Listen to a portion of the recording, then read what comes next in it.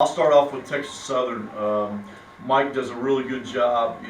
They've been in the NCAA tournament the last few years. Their team's a little bit unique in the sense that it's not a revolving door. You just don't know who's on their roster. They have a lot of D1 transfers. Their guards are really, really good.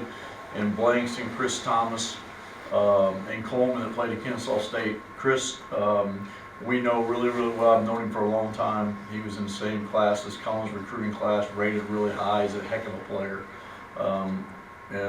Spent some time in Denver, so he's a really, really good player. Coleman was a really good player at Kennesaw State last year, fifth-year graduate senior. He'll give us some problems with just his experience and how physical he is. And Blanks is a really, really good point guard.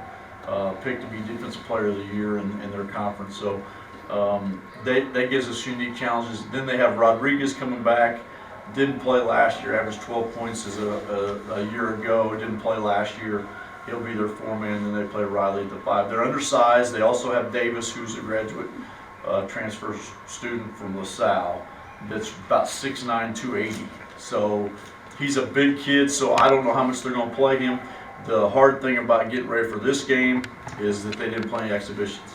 So it's unique for us in the sense that you don't have a lot of information. You don't know who's going to be on the roster. So that's the unique part of this game. But Mike, like I said, does a great job. So it'll be one of our tough openers that we've had. So we're healthy. I think the guys are ready. It's one of those things where I don't know who will play, what our rotation will be. I think that'll just go by game time. We got 2 more practices. Actually, I thought the game was tomorrow because we've had those 2 days off, so it's kind of a unique deal. But everything else is going good. As far as the recruits, I think we put out a press release here, and Damian and Connor all got the signed letters of intent. So those guys, they're really going to, we're excited about that. We got 3, and we could have some more. So we're not done recruiting, but those 3 guys are really going to help our program going forward. And we're really excited about them, and so that's basically the news I got for you guys right now. Hopefully that was enough, and I'll be willing to answer any questions recruiting wise or about Texas Southern. And then I don't know what we'll be able to talk about. We'll probably do it after the game about New Mexico State. It's going to be a unique game. Also, it's kind of cool because it's a doubleheader with the women. We're going to start at 5:30, so hopefully we'll get a really good crowd for our game, and then a lot of people will stay and watch the women and support them. So it's going to be fun on Friday. We're looking forward to it. Are you guys hitting the road after the game to cruise this Friday night? No. We'll sleep here. We'll get our guys out of here by 8:30, and then they'll sleep in their own beds. We'll practice on Saturday morning, then drive down. Coach, how important is Tim Williams in a game like this?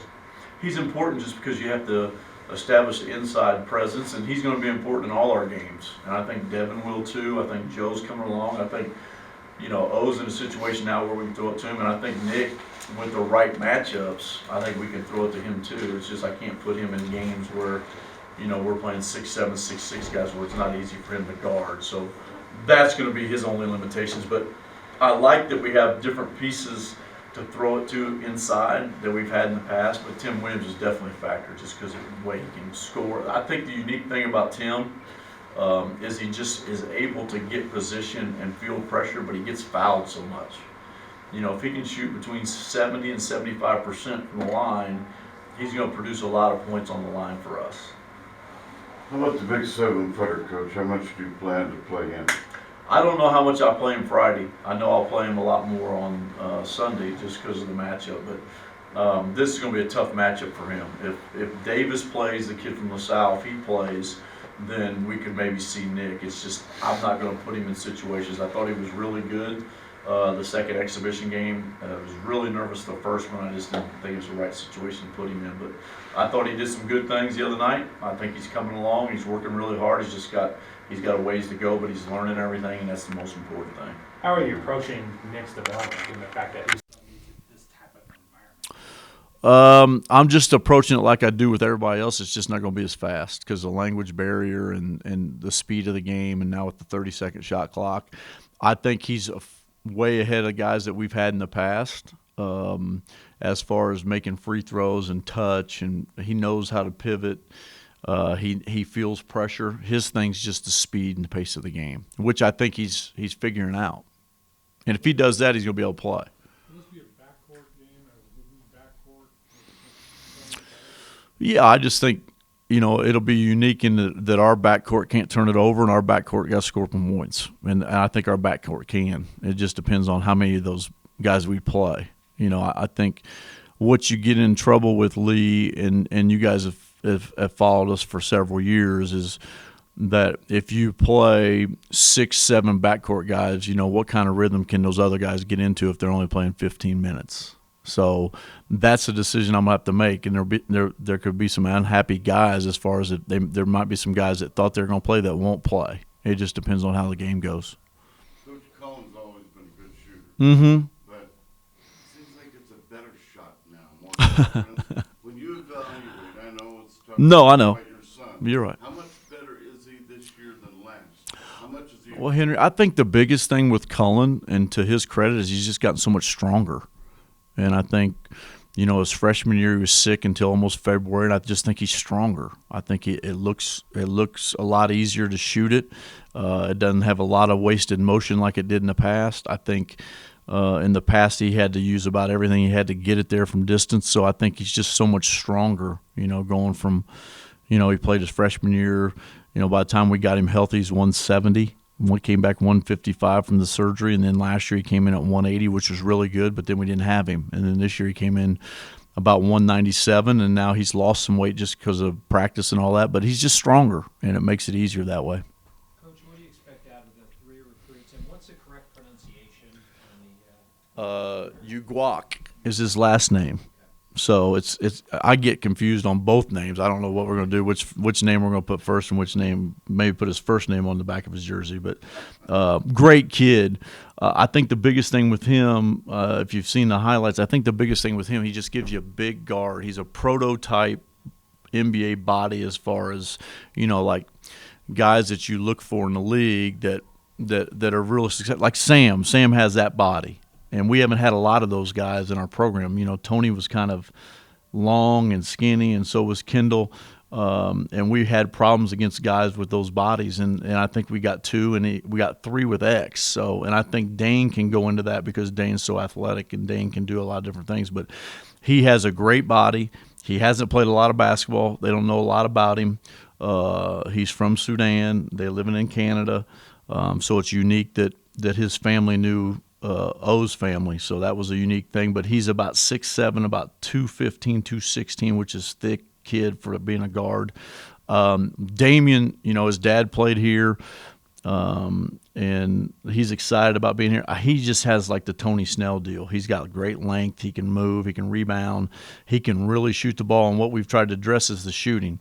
And then Connor gives us somebody that we recruited a long time ago, tried to get him, kind of came in second when Steve was here as a coach, and we really worked him hard. Went to Arizona State, understood that, respected that decision, stayed home. But he's somebody who's going to be really, really good. If you watch that highlight tape that I went to the game personally. He played against Bagley, who's probably the top player in that class in 2018. He played against DeAndre Otten, that's probably number 1 in his class for underclassmen, and he had 31 and 16. But he's a little bit like Cam. Cam's playing in the pros right now and played minutes last night, but he's got great footwork. He's agile. He can play above the rim, but he just loves it and can play, and he's tough, and we need that toughness. Will he transfer at the break? No. He has to graduate from the community college. So he has to have an AA. So a lot of things are going to depend with him. He has to have so many hours to transfer. So we're working on that. I think it's going to get done. I think he'll do it. He's a smart kid. He's a good student. And then he'll finish this year, and they'll come in, and we'll apply for a red shirt. And we have enough literature from the Arizona State doctors that I think that we'll be able to get that. We just don't know when that's going to be. But hopefully he gets here and he has 3, and he'll become with that freshman class. So we'll have 5 in that class. Just overall, Coach, I know you probably don't like the question this way, but just how do you rate this year's class? And how does it compare to maybe years past? Well, I think we just addressed some issues. I think we got another big wing that has a lot of ability. He shoots the ball well. He just hadn't had a lot of reps, so I think he's going to become a really good shooter. And you can't teach his explosiveness. You can't teach that physicality. Damien's very similar.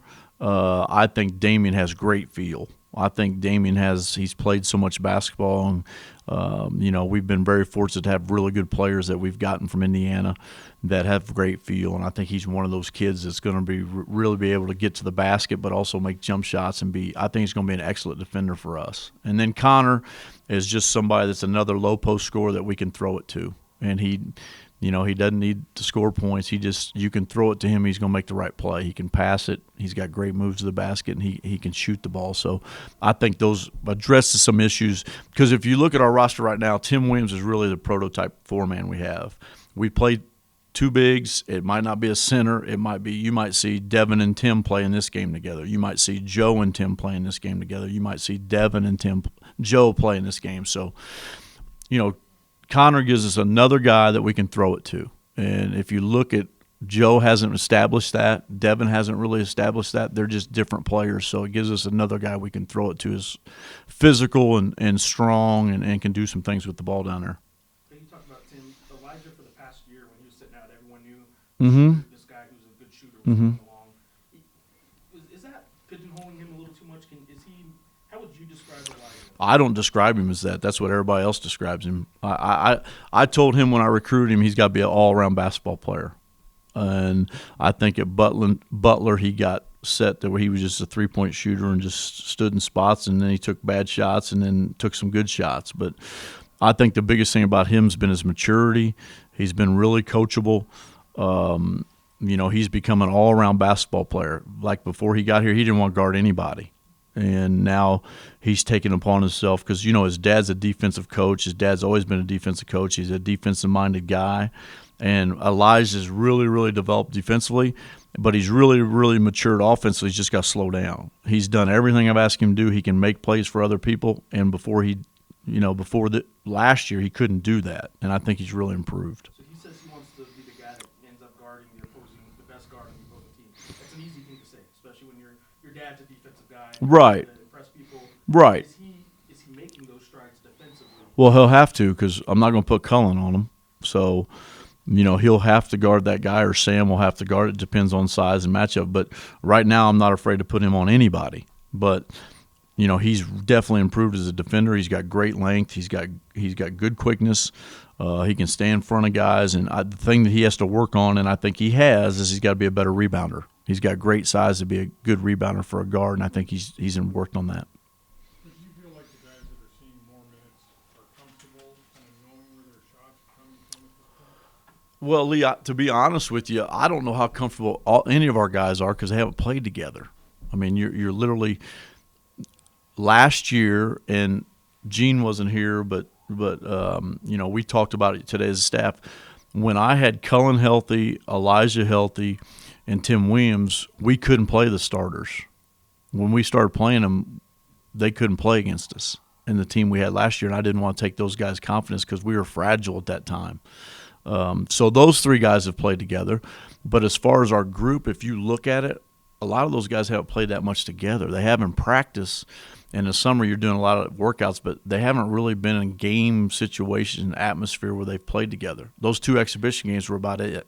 And that's why I tried to play them as much as I could, and they're going to go through a learning curve right now.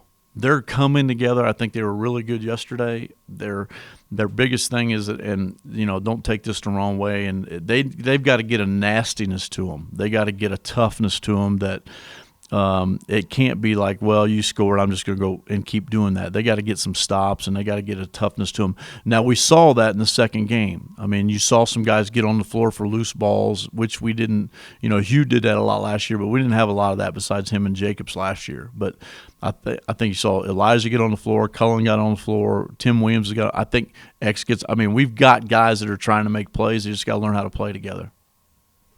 After the exhibition, I asked him about the developing of the camaraderie. Is that just something Right. that comes with time, or is that Yeah, something because that you can do as a coach I think the biggest thing is you try to do it as a coach, and you try to get them to talk, and you try to do things to make them talk, and you do drills to talk, but they got to figure that out themselves. And I think they're getting there. I think they got a long way to go, but I think they're really getting there. They're great off the floor, but off the floor doesn't win you games. It's like I told them, we got guys that they don't have any academic problems. They've never been a problem with the law here. They've never been in trouble. It's almost like they're too nice. Now, I don't want them to be bad kids because I got great kids, but they got to get toughness on the floor and get a little nastier. And I think they understand that, and I think they'll get it, but that comes with maturity. And you got to look at our roster.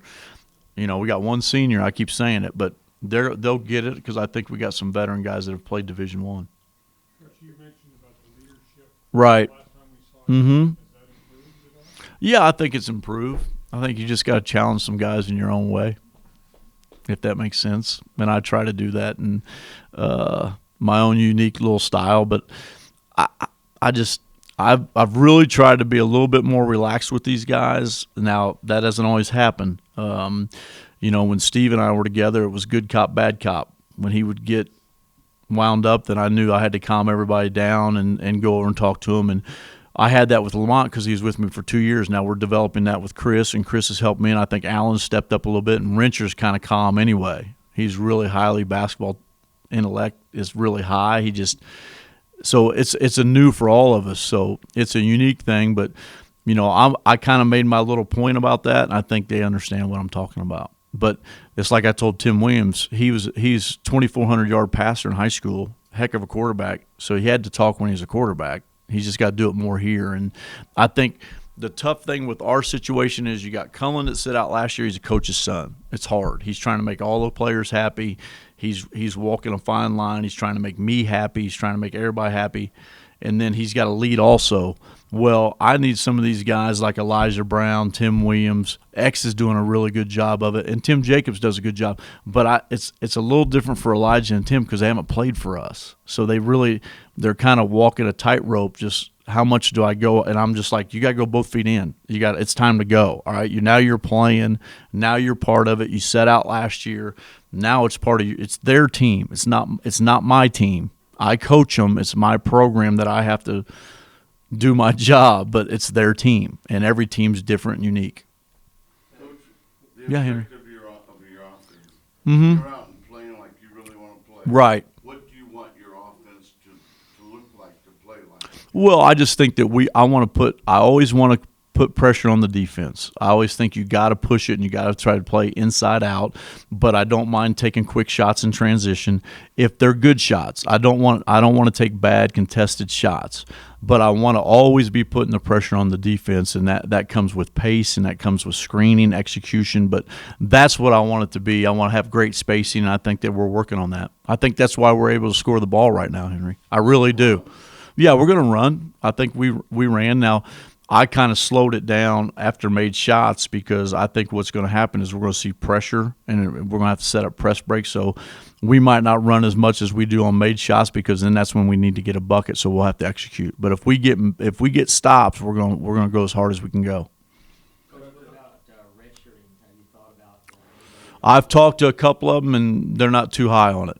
So. Kind of leaving it up to them if they want to do it? No, I just think it's a situation where I don't think as a coach this day and age that you can make anybody do it. All you can have is conversations with them. I had conversations with 3 of our players, and not one of them bid at it. So I'm not going to pressure anybody to do that. Now I gave them the opportunity to do that, but that's what they want to do.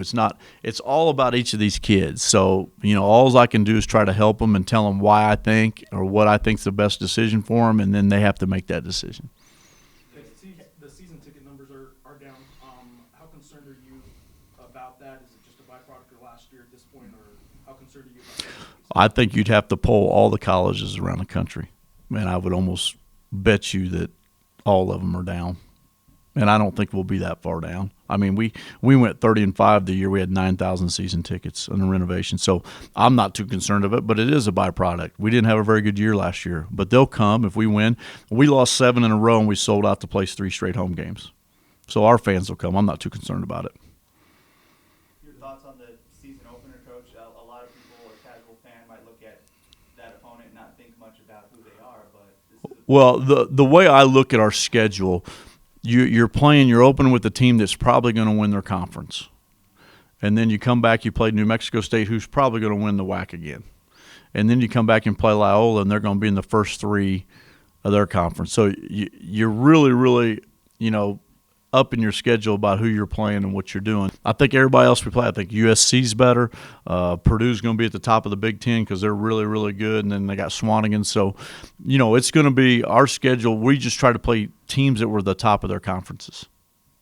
The guys gonna be watching the women's game after, just because there's not many opportunities for. What's that? The guys gonna be. Is there time for them to watch the women's game? Oh, I'm sure they'll do that. There's not many opportunities for Yeah, because we play. Yeah, I think they'll watch a little bit. They'll be out of the gym by a certain time though, but they'll be able to watch some of it. Thanks, guys. Yep. One more. All right. How many more you need? One more, man. Whatever you need. You evaluate your players. Right. You evaluate yourself. Right. How have you improved since you've taken over the hot seat?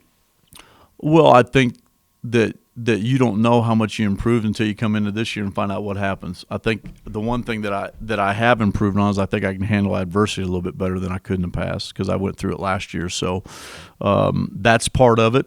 I want to win as bad as anybody wants to win, but sometimes I just want our guys to play as hard as they can, give everything they got, have fun, and if we win, then we win. But that's all I'm going to ask from them. All right, thanks, man.